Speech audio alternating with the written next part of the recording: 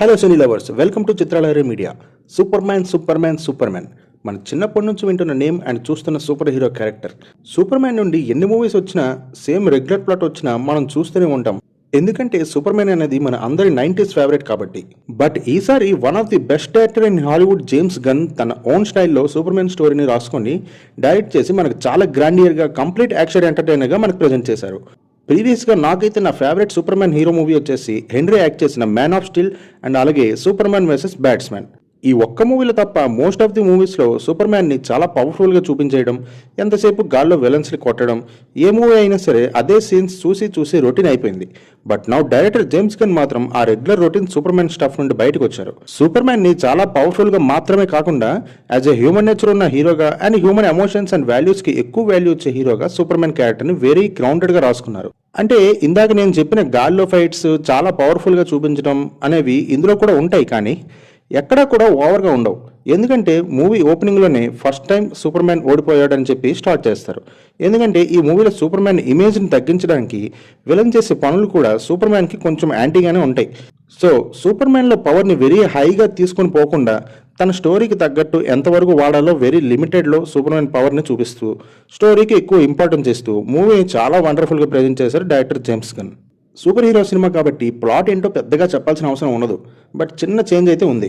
Regular super hero మూవీస్లో సిటీలో ఉండే బ్యాడ్ విలన్ని సూపర్ మ్యాన్ ఎలా ఎదుర్కొని సిటీని సేవ్ చేస్తాడు అనేది ఉంటుంది, లేదా విలన్కి కూడా ఏదో ఒక పవర్ ఉండొచ్చు. బట్ ఈ మూవీలో అలా కాదు. సూపర్ మ్యాన్ మీద ప్రజలకి ఉన్న ఇమేజ్ని బ్యాడ్ చేసి మెటా పవర్స్ ఉండే సూపర్ మ్యాన్ని ఓడించడానికి విలన్ చేసే కొన్ని పనుల్ని సూపర్ మ్యాన్ ఎలా ఫేస్ చేస్తాడు, దానివల్ల సిటీలో వచ్చిన ప్రాబ్లం ఏంటి, దాన్ని సూపర్ మ్యాన్ ఎలా ఆపాడు అనేది స్టోరీ. పాయింట్ కొంచెం సీరియస్గా ఉన్నా కూడా ఎంటర్టైన్మెంట్ కూడా సేమ్ అలాగే మెయింటైన్ చేశారు. సూపర్ మ్యాన్తో ఉన్న డాగ్ కూడా సూపర్ పవర్స్ ఉండడం, సీరియస్గా అవుతున్న ఫైట్లో ఆ డాగ్ ప్రస్తావన రావడం, ఇలా ప్రతి 15 మినిట్స్కి ఎక్కడో దగ్గర విజువల్గా కానీ డైలాగ్స్ వల్ల కానీ ఖచ్చితంగా నవ్వుకుంటాం. ఎందుకు చెప్తున్నా అంటే నార్మల్గా డీసీ మూవీస్ చాలా సీరియస్గా డార్క్ మోడ్లో ఉంటాయి. బట్ ఇది విజువల్గా కూడా మార్వెల్ మూవీస్ని చూసే ఫీల్ వస్తుంది. అంటే విజువల్గా బాగుంటుంది, అట్ ది సేమ్ టైం ఎంటర్టైనింగ్గా కూడా ఉంటుంది. డీసీ మూవీస్ ఇలా ఉండడానికి మెయిన్ రీజన్ అయితే మాత్రం డైరెక్టర్ జేమ్స్ గన్. అతను ఆల్రెడీ మార్వెల్లో గార్డియన్స్ ఆఫ్ ది గెలాక్సీ వాల్యూమ్స్ని డైరెక్ట్ చేశారు. అది చూసిన వాళ్ళకి ఆయన స్టైల్ అండ్ విఎఫ్ఎక్స్ మీద అతనికి ఉండే టేస్ట్ అనేది అర్థమవుతుంది. సో సేమ్ స్టైల్ని ఇప్పుడు డీసీ స్టూడియోస్లో కూడా ట్రై చేశారు. అండ్ ఫైనల్గా డీసీలో అయినా మార్వెల్లో అయినా ఎండ్ క్రెడిట్స్ అనేవి మూవీ మొత్తానికన్నా చాలా ఇంపార్టెంట్, తెలిసిందేగా. మరి ఈ మూవీకి కూడా ఎండ్ క్రెడిట్స్లో సర్ప్రైజెస్ ఏమైనా ఉన్నాయా? విజువల్గా చూపించలేదు, కానీ ఒక 2 క్యారెక్టర్స్ మీద మాత్రం నాకు కొంచెం డౌట్ అయితే ఉంది. మేబీ దీనికి సీక్వెల్ వస్తే అందులో ఆ క్యారెక్టర్సే మెయిన్ విలన్గా చేసే ఛాన్స్ కూడా ఉండొచ్చు, చెప్పలేము. సో ఓవరాల్గా అయితే మూవీ చాలా బాగుంది.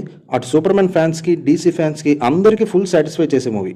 మీకు ఎంత పెద్ద స్క్రీన్ అవైలబుల్లో ఉంటే అక్కడ మాత్రమే దట్టు 3Dలో చూడడానికి ట్రై చేయండి. టికెట్కి పెట్టిన ప్రతి రూపాయి వర్తే అనిపిస్తుంది, అందులో డౌట్ లేదు.